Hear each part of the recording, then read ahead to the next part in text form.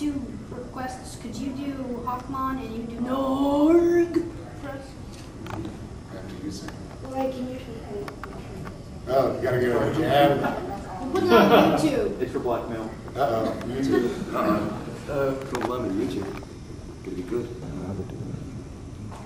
Kelson, Warm up. Well, Norton's cheating for them. You want the long one? do you want the? Oh yeah. Oh yeah. Of course you do. This one doesn't capture sound. Do it extra. Quit helping me. Quit helping me. Flash. Do it extra loud. Well, it's standing on your head. It won't capture noise that well. So. It's interesting not doing it in a big fairy set. My name is Norg.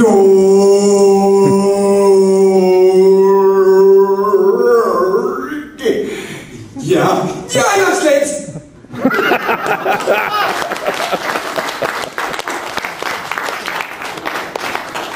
He gets paid to do that. Oh, that's going in the documentary. Alrighty, let me see. Well, the most famous quote, of course, that I frequently use, by the way, rolling your R's is always the sign of good manners, shall we say? Hawkmon Digivolve to Optimus Prime.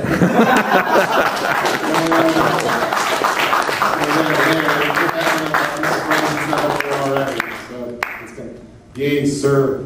2 questions. The first one is it true, like when you guys do the ADR, that you come in with like in a bathrobe and slippers and Michael Sorich, baby. There was a famous voiceover. He wasn't an actor so much; he was a voiceover guy named Paul Frees. He passed away, but Paul had this deep voice. And if you've ever been to Disneyland when you were a kid, there was this.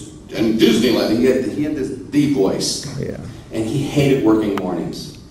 And a friend of mine was on a show with him, and they had an unusually early call. Voice actors usually don't start till after 9 o'clock, because the voice. But it was like an 8 a.m. call, and my friend was in there working, and Paul Frees was supposed to be in, and he was late.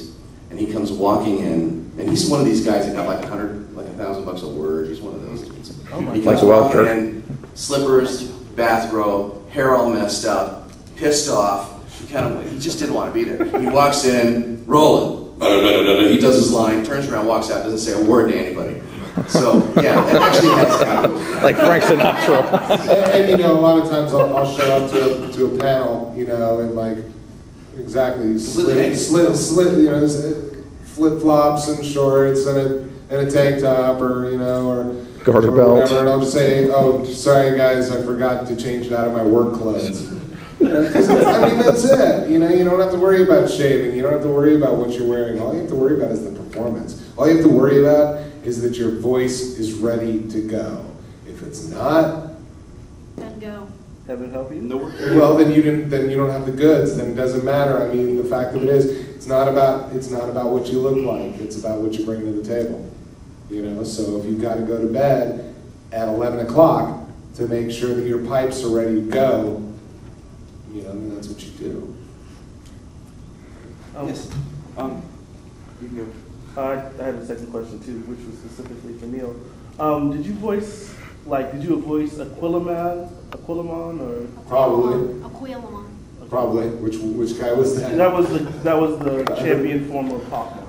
Probably Oh Halsamon. yeah. No, I did all the forms of Hawkmon. Halsamon too. Yeah, I did. Halsamon, wings of love. Which is like, what the heck kind of weapon is that? I remember, that's just one of those ones that you sit there, and you kind of sit there and you want to debate it. But it's like, it's written and you're doing it, and if you're not, we'll find somebody else. Oh, what about the little in-training one? No, because that was before I got hired. That was the Poromon, the pink thing with you, the peep. No, that was before I was on the show. That was season 1. I was on from season 2. That was season 2 on. So. Even when they did the character again, during season 2, whenever his baby. Yeah, that was. They would keep. They still had that same actor on the show. Yes. This one is actually for Latham. I forget why, but a couple of years ago when I was watching Dino Thunder, I started wondering, what would it be like if Mesogog went to order soup and talked about how amazing it is? Could you do that? Oh, God. Soup? Went to order soup? And talked about how amazing the soup was. Would you really talk about how amazing the soup is while you're ordering it? Yeah. Why you ordered the second time? Oh, you've had it before. It's a favorite. Oh, okay. Oh, I see. You went to order soup. Okay. This is YouTube material. Get a good shot.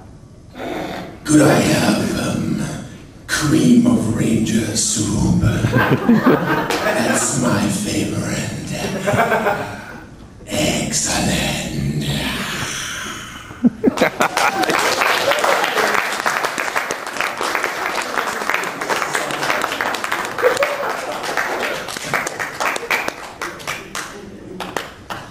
Wait, they're thinking of more requests. I've got a question.